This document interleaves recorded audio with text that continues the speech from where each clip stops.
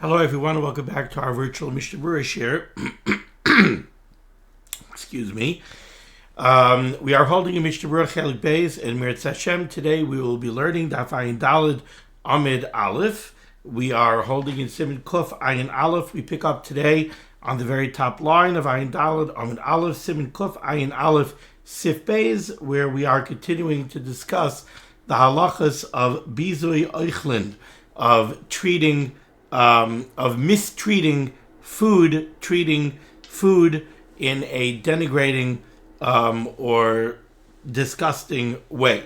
So before we begin our learning today, our learning should be a schos for HaTorah Beis Yisrael on the Sunnah Batzara Bashivya Ha'imdim Bein Bayom Bein Bayabasha Hamakay Mirachem Aleim V'Yitzim Mitzar Levacha Me'afel La'ira Mishib L'Gula Hashla B'Galav Zman Kariv and Amar Amen. Our learning should be a schos for Fuah Shalema for Ariel Yosef Ben Miriam Rezel and Meir ben Chayes Sarah. So says the Mechaber Sif Beis, top line Ayin Daled Amid Aleph. Lo yeshev adam al kupa malaya te'enim ugroigrois.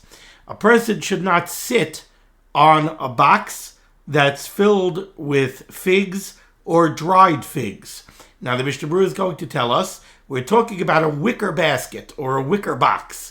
So it's a box that cannot support your weight. When you sit on the box, you're going to press down on the cover of the box. It's going to move down, and it's apt to crush whatever's in the box. If the box contains figs or even dried figs, those are things that are mushy. And if you sit on it and you compress the lid of the box, you're going to end up crushing and ruining the fruits that are inside. So you're not allowed to do this because of bizui oichlin. Aval, however, continues the Mechaber, Yoshevu al igul shel devela, you could sit on a round cake of pressed figs. If you have dried figs that are pressed into a cake, those are not mushy. Those are firm. Those are hard. If you sit on it, you're not going to ruin it. And we learned that oisa adam tzrachav bapas. You're allowed to use food for other things other than eating, so long as you don't ruin it. And over here, you're not ruining it. It can support your weight. Or, says the Mechaber, al kupa malaya kitniyos. You could sit even on a wicker box that's full of dried beans. Beans are hard, and they're not going to get crushed from you sitting on the box that they are inside of. Says the Mishnah Berurah, is cutting your beis. Kupa malaya te'enim. Says the Chavetz Chaim, Dafka bekupa shel nitzarim. This halacha pertains to a wicker box, shehi nichpepes, which will become compressed and bend down when you sit on it, and as a result, v'ha'ochlin mismachin v'nemasin. So the fruits inside will become crushed and it will become mius.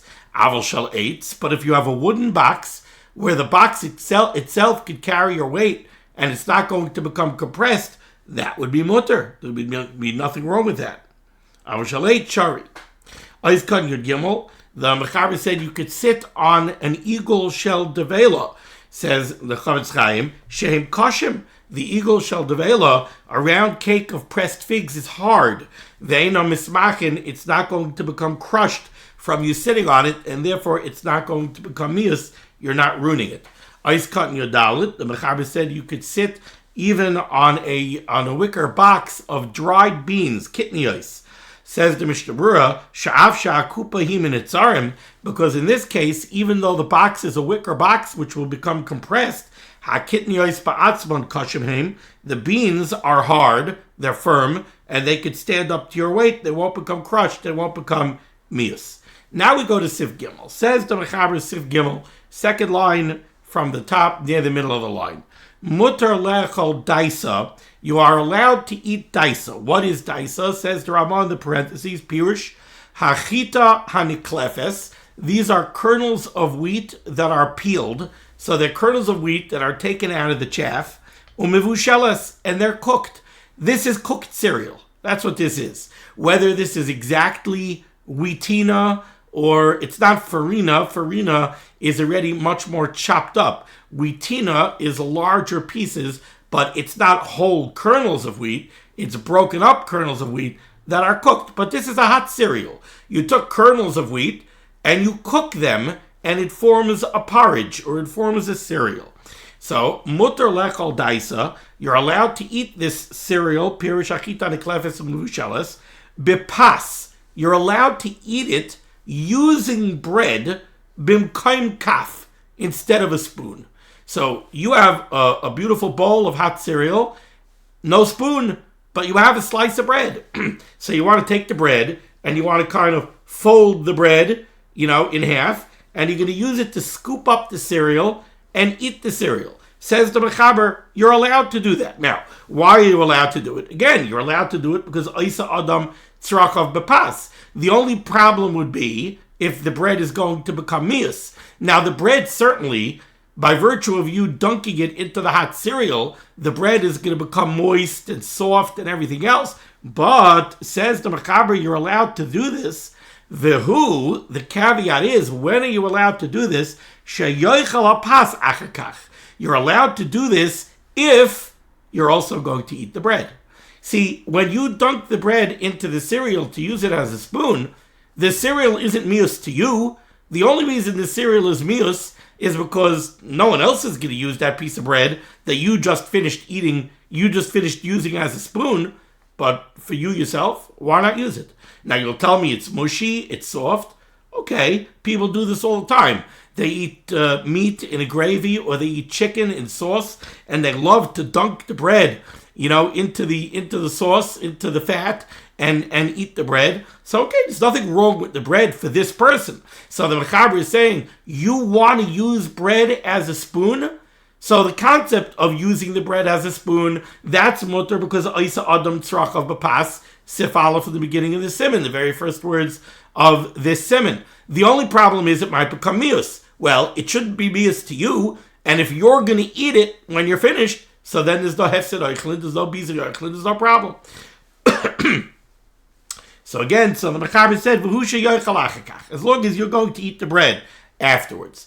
But the medaktikim, those are very, very careful with the way that they act in areas of halacha and midos. V'amedaktikim, those that are very careful, oichlim b'chol pam shemachnisim l'soich pm, every time they put the bread into their mouth, ma'at min apas imadaisa. The medaktikim, who want to go the extra mile, what they would do is they would dunk the bread into the cereal, put it in their mouth, and nibble a tiny bit of the bread off of the bread so that they're not just using it as a spoon. All the time that they're using it as a spoon, they're also eating a little bit of the bread. Let's take a look here at the Mishnah Berurah. It says the Mishnah Berurah is Tezvav. B'mkaim kaf, you're using the bread instead of a spoon. Mishum da'isa adam tzracha b'pas heiket d'loy mimis v'chanal. The reason this is mutter is because you're allowed to use food for other purposes so long as it doesn't become mos. V'hacha, and in this case, loy mimis l'ha adam hazeh ba'atzmo yishakal ba'adaisa. The bread is not mos to the person that's using it as a spoon. It's mos to somebody else because you just finished putting it in your mouth. But to you yourself, it's not mos. So what's the problem? However, the Mechaber said, "V'hu sheyochel," but that's only if at the end you're going to eat the bread. Because no one else is going to eat the bread. To everybody else, it is mos because you put it in your mouth. So if you don't eat it, it's going to come to hefsed. So when are you allowed to do this if you yourself are going to go ahead and eat it? Now this brings, interestingly enough, this brings back a very fond memory of mine. I remember one time when I had a peckle of little kids, and we went on a Chalamoid trip. I even remember where we went. We went to Philadelphia, and we went, I think it was a combination trip, the Philadelphia Zoo and the Franklin Institute. And I had then my big 15-passenger van, and my youngest one was sitting in her car seat, and we brought some baby food to give her, and we didn't have a spoon. So my very talented wife went ahead and took a cucumber, and she fashioned a spoon out of the cucumber. And she was using the cucumber to feed the baby. I said we have to make sure to eat the cucumber, because otherwise it's bizer oichlin. As long as it's not going to become mius and become ruined. So we made sure to eat the cucumber. Okay. Says the Mishnah Berurah is cutting Yud Zayin. The Mechaber said that the medaktikim would go an extra mile. The medaktikim wouldn't eat the pas that they used as a spoon after the meal. Every time they put the bread into their mouth, they would nibble a little piece of the bread. Says the Mishnah Berurah, why did they do this? Because they were concerned. And he brings this down for the Magen Avraham. These medaktikim were concerned with using a piece of bread as a piece of wood. In those days, spoons, most cutlery, I guess, was formed out of wood. So I'm using a piece of bread as if it's a piece of wood. It's true. It's true. Technically, halachically speaking, you're allowed to do this. But the bottom line is you are, to a certain extent, denigrating the bread by using it as a wooden spoon. So to go the extra mile, they would nibble a piece each time. Lachein, therefore, says the Mishnah Berurah, they would eat each time they put the bread into their mouth, they would nibble a little bit of the bread. Now, it doesn't look like you're using the bread as a spoon. Now it looks like you're using the bread like bread. And you're eating some cereal together with your bread. So it's kind of like you're having tuna fish with a little bread. Over here, you're having cereal with bread. Hani bavli tipshoy, the Gemara says. Shaykhlem nama benama. They're eating bread with bread because you're eating a grain-based dish together with bread. That's nama benama. But okay, at least now it looks like you're eating a meal, not that you're denigrating the bread and using the bread as a wooden spoon. Ice cut and Yudches. Oh no, now we have to go to the Ramah. So let's go here, 4 lines from the top, middle of the line, Hagah. So the Mechaber just said a halacha that you want to eat cereal, you don't have a spoon, you could use the bread as a spoon as long as you're going to eat the bread at the end of the meal. Then the Mechaber said, the medaktikim, they go ahead and they nibble a little bit of the bread each time they put it in their mouth. Points out the Ramah, even the medaktikim, you're not finished by just nibbling a little piece every time you put it in your mouth. V'hanishar min hapas, whatever's left over from the bread, achakach, oichle maisai, they would eat it. Now, I think there's a very important reason that the Ramah is pointing this out. You see, the Mechaber said, you're allowed to use the bread as a spoon. Now, make no mistake about it, you're using the bread as a spoon. But that's mutter because Isa Adam Tzracha B'pas. So in the Mechaber's first opinion, if you want to use that word, you're taking the bread, you are denigrating it to a certain extent because you're not using it as food, you're using it as a spoon, but it's mutter because Isa Adam Tzracha B'pas, as long as it's not going to become mius. So the halach is, the caveat is that you have to eat it afterwards. Because if you don't eat it afterwards, well, you made it mius to everybody else, and now it's going to be hefsed oichlin. We don't want that to happen. So you need to eat it after you finish eating the cereal. That's what the Mechaber wrote first. Then he said there are medaktikim. What do the medaktikim do? Well, once we saw the Mishnah Berurah, we understand the medaktikim. The medaktikim don't want to denigrate the food at all. So they don't want to use the piece of bread as a spoon. So what are they going to do? What they're doing is, every time they put it in their mouth, they nibble a piece of bread. Well, in that case, you might say, now the caveat of the Mechaber no longer applies. Why now do I have to eat the bread after I finish the cereal?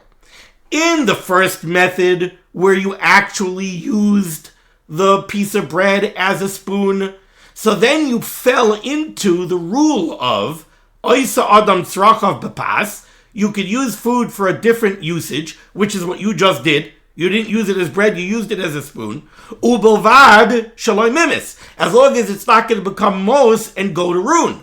Well, if you don't eat it, it's mos, because you made it mos to everybody else, and it's going to become ruined. No one's going to eat it, it's going to go to waste. So you need to go ahead and you need to eat it. But the medaktikim, what do you mean? I didn't use the bread as a spoon. I didn't use the bread as a spoon. I ate bread with my cereal, right? So, and every time I ate cereal, I ate a little bread. So now when my meal is finished, I have some leftover bread. There's no halacha anywhere that says that I'm mechuyev to finish all the bread from my meal. So I did finish all the bread. So what? So maybe now I don't have to go ahead and eat the bread. Says the Ramah, no.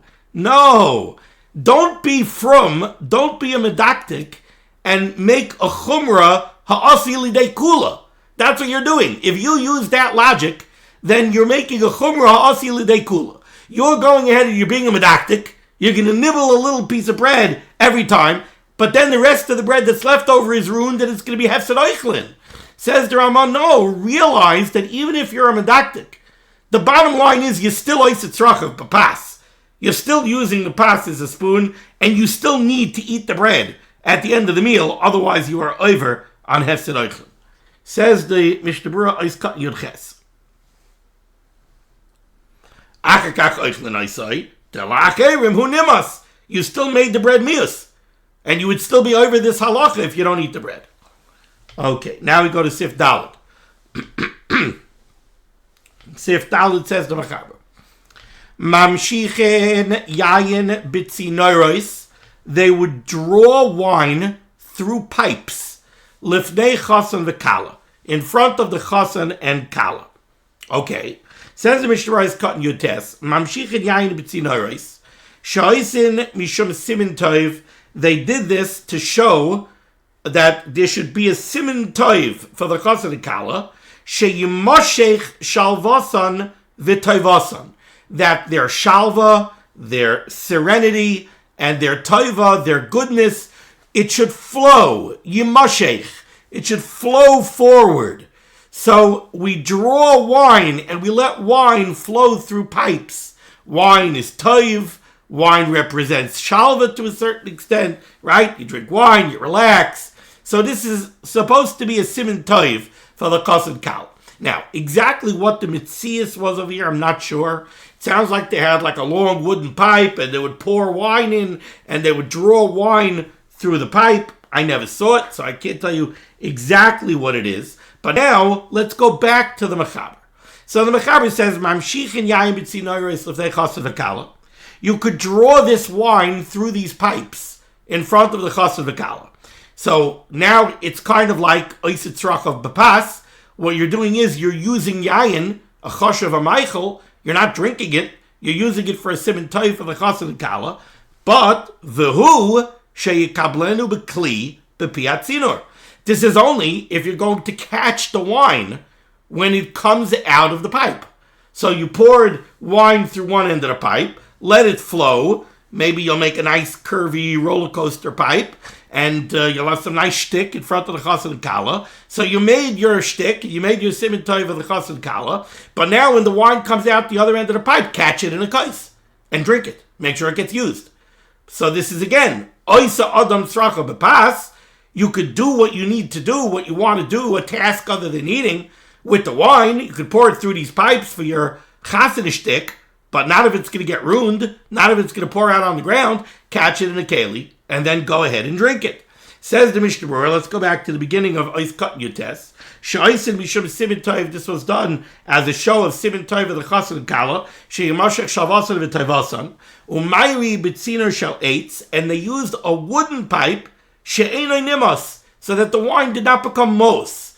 I guess as opposed maybe to an earthenware pipe or something where the wine would get ruined, but in a wooden pipe, he says the wine didn't become nimos. Remember, the wine came originally from a wooden barrel. So wine and wood, they go together very well. Oh, we could get into sherry casks. Let's not go there. Okay, but this is only if you're going to catch the wine at the end. Because if you're not going to catch the wine, you should hefsed ochlin. Now you're going to get into the problem of hefsed ochlin if you don't go ahead and catch the wine. That is a very interesting Dirshu footnote here, but let's finish Sif Dalet first. Says the Mechaber Vayter, 3 lines off the bottom of Siman Kuf Ayin Aleph, not the bottom of the page, off the bottom of Siman Kuf Ayin Aleph, says the Mechaber, V'zarkin lifneihem, you're allowed to throw in front of the chasan kala, kloyos, toasted grains, ve'egoizim, walnuts, b'maisachama. You're allowed to do that during the dry season. You know, I remember I had a chasan recently. I made a chasana just a couple of weeks ago. My son, the chasan, is a Talmud of Reb Tzvi Kaplan's in Eretz Yisrael. Ritzi Kaplan was the shotgun. So he was speaking to me about the dates during the Shidduch, and he was recommending that a particular date should be an outdoor date. So, and this was yet during, it was still warm outside when this was taking place. Maybe it was end of August. And he told me, he said, I don't know if in the United States now you have to worry about rain. In Eretz Yisrael, from Pesach to Sukkot, there's no rain. It's not, you have to check the weather. You don't have to check the weather. It's not going to rain. The rainy season starts after Sukkot. That's when the rainy season starts. We don't have this. We don't have this concept. We don't have a rainy season and a non-rainy season. Here in the United States, it could rain at any time. And if it's the winter, it could snow. But in Eretz Yisrael, when it's not the rainy season, it doesn't rain. If it does, it's abnormal. To the extent that when the rainy season starts, they have trucks that have to go around and unclog all the storm drains, because all the storm drains are dried up and clogged. So they have to clean them all out at the beginning of the rainy season.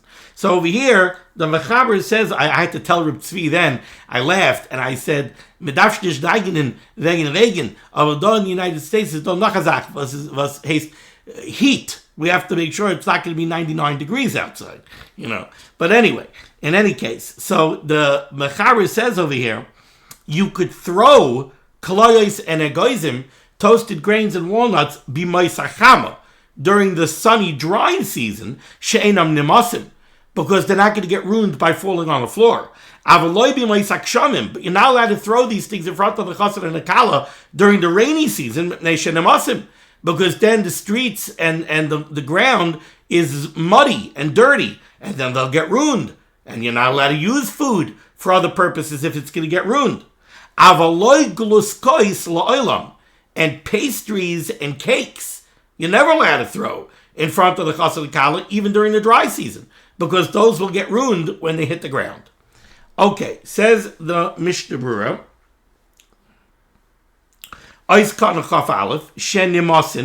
you're not allowed to throw the toasted grains and the walnuts during the rainy season because they'll become mius. Now you'll tell me, what do you mean? Egoiz and walnuts have a shell. So the meat of the nut inside the shell is protected. So why is it going to become moist? Nevertheless,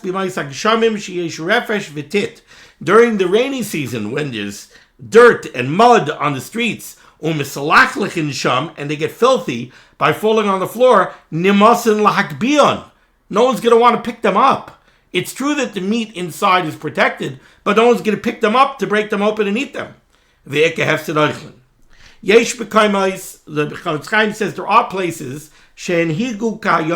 where have the meaning nowadays, lizroi tzimukin, to throw raisins, lifnei chasen, b'shabbos lifnei chasunasai, over the chasen by the ofruf, the week before the chasana, the Shabbos before the chasana, shekarn oisai lamaftir, when they give the chasen maftir. For law yafa heimoisen, and the Mishnah Berurah, the Chavetz Chaim says, not right to throw raisins. Why? Sharakin heim, because they're soft.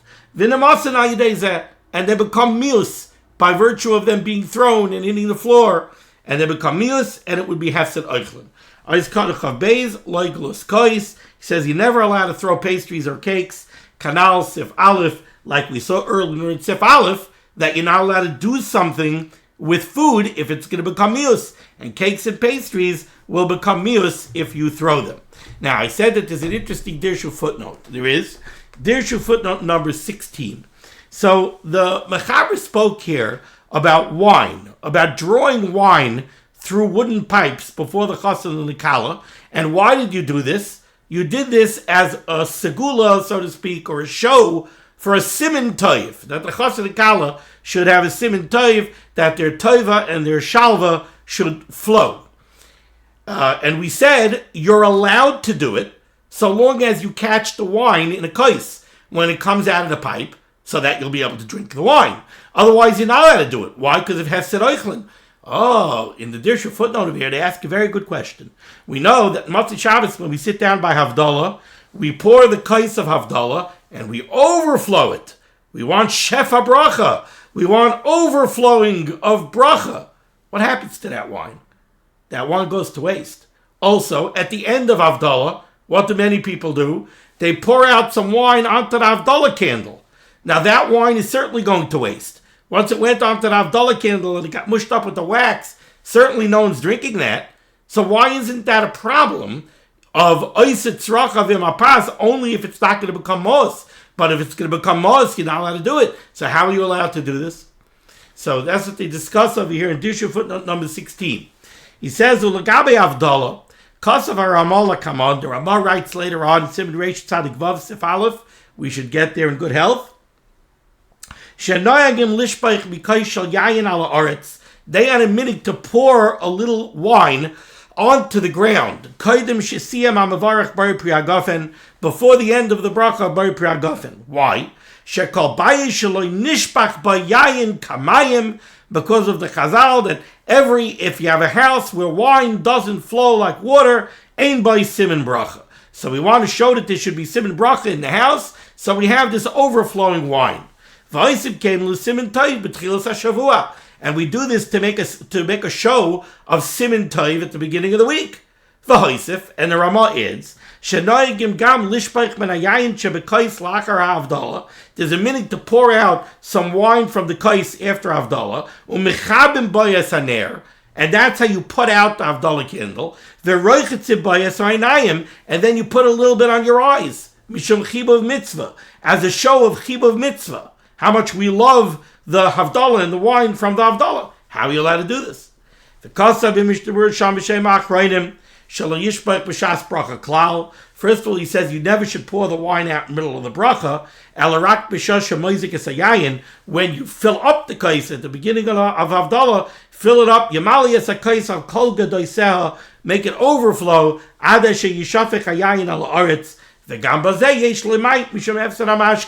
So it seems from the Ramah later on that the reason you're allowed to do this is because it's a show of chavivus for the mitzvah.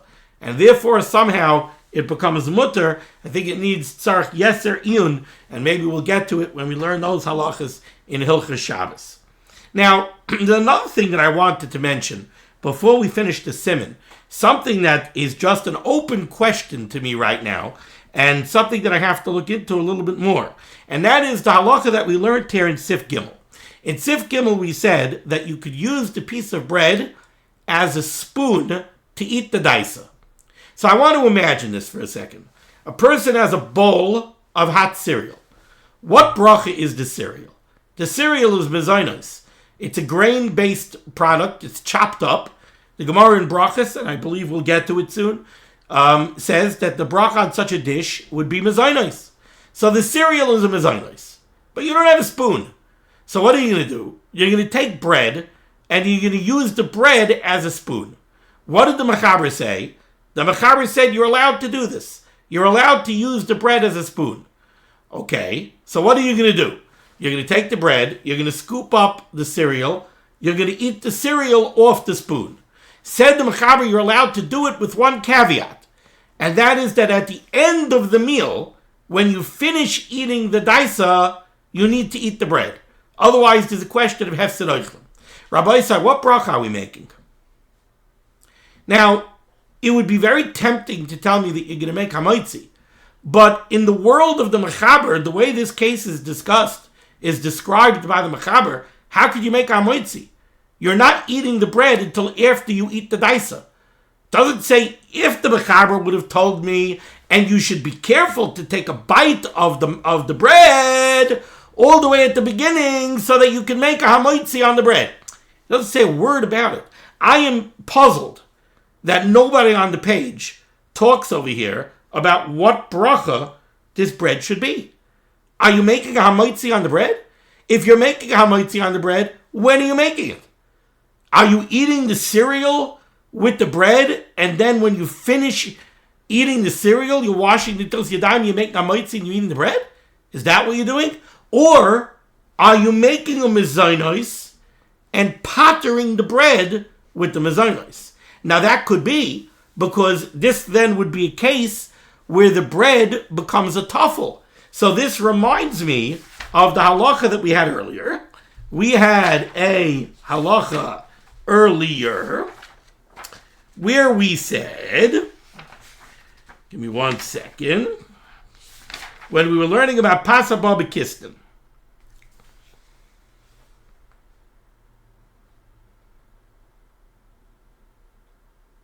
We learned about Pasabah B'Kistin.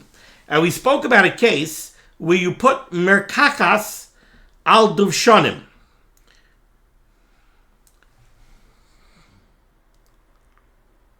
We spoke here about Pasabah B'Kistin. Oisam rikikim dakim. We said that these were very bland, thin crackers that you put merkachas on. You put a spread on them. We said that those crackers are a tuffle to the merkachas, to the spread. Uberchas hamerkachas paitrosam. That's what we learned. And the way we explained it over there, we said, Dein, Mishnah Berurah says, Ais cut mem hey, this is on Samach Ches Amud Aleph. Dein miskavden lechel harikikin. In that case, you have no kavanah really to eat the rikikin. You don't want to eat these crackers. The only reason you're eating those crackers back in Siman Kuf Samach is essentially because you need a spoon. You need something to eat the peanut butter with. You need something to eat the strawberry jam with. So what are you eating it with? You're eating it with merkachas. You're eating it with a thin, bland cracker. Now that cracker is dogon. It's a grain-based product. We usually don't say that mine dogon become a tuffle. But over there, the mine dogon became a tuffle. Because you're only eating it as a method of eating the merkachas.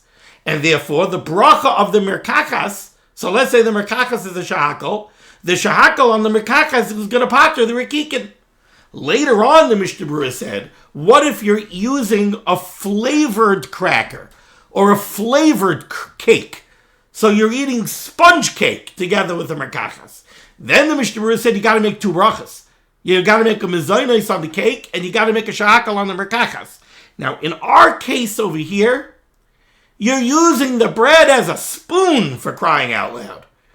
So for sure, initially, you cannot make a bracha on the bread. So how about the medaktikim? The medaktikim are going to stick the bread into the daisa, and they're going to nibble a little bit of bread together with the daisa. They don't want to eat the bread. They want to eat the daisa. It seems to me that the reason nobody says anything here about a hamotzi is because you ain't going to make a hamotzi. You're going to make a mezainis on the daisa, and you're going to pater the bread. The bread is an echt tuffle. What's so interesting to me about it is that by the medaktikim, so you're eating the bread together with the daisa. But the non-medaktikim, or even the medaktikim, where the Ramah says that they have to make sure to eat all the leftover bread, at the end of this meal, you're going to be eating plain bread. You're not eating it with daisa. You're eating plain bread. And yet, it seems that it's going to be covered by the bracha of mezainos that you made on the daisa. Okay, against that backdrop, let's finish up the Siman over here. Let's go to the last sif in the Siman, sif hey. Says the Mechaber, Hazarkim chitim leftei chasanim. Those that throw kernels of wheat in front of the chasan, tzarich lizayir, they have to take care, shalo yizraku ela b'makom naki, that they only throw it into a clean place, so that the kernels of wheat shouldn't get ruined. V'gam, and furthermore, yechabdu oisam misham. After they throw them, they have to sweep them up, kedei shelo yidrasu aleim, so that nobody should step on them. Because again, oisa tzrachav bepas, but not if they're going to become mos. Says the Mishnah Berurah Kaf Gimel. B'makom naki, you have to throw the kernels of wheat in a clean place, kedei shelo yelech limud, so that they shouldn't go to ruin. The gam yechabdu, and you have to sweep it up. Because if you're not going to sweep it up, ain't tayelas mashazark b'makom naki. If you're not going to sweep it up, what did you gain by throwing it in a makom naki? Now, one thing that I have to mention, since the last 2 seifim over here, Dalin and Hay, we're talking about chasanim and kalos. There is a particularly despicable and inexcusable custom. I won't connect the word minig to it, that somehow has taken hold by some youth. This practice called pieing somebody, where they take a pie and shove it in somebody's face, and supposedly this is some kind of method of celebration. It is completely asar la'alacha. There's no way to be matir it. There's no way to excuse it. You're taking a meichel, you're taking food, you're denigrating it, you're ruining it, you're making it mius. No one's going to eat it. It's going to go to ruin. It is an inexcusable practice. The people who are doing it, I believe, are amaratzim gemurim, and they have to be told that what they're doing is aser. You can tell them ayin archaim siman kuf ayin aleph, and maybe go to a shir and learn some halacha. Thank you so much for joining me for limud HaTorah. The source of limud HaTorah should be making against Klal Yisrael. The Rebbeinu Shalom should send Yeshua's refuahs parnassas sheduchim to all those in need. We should be zeicha to the geula shlema with the bias gal tzedek b'meher of yameinu. Amen. Be well.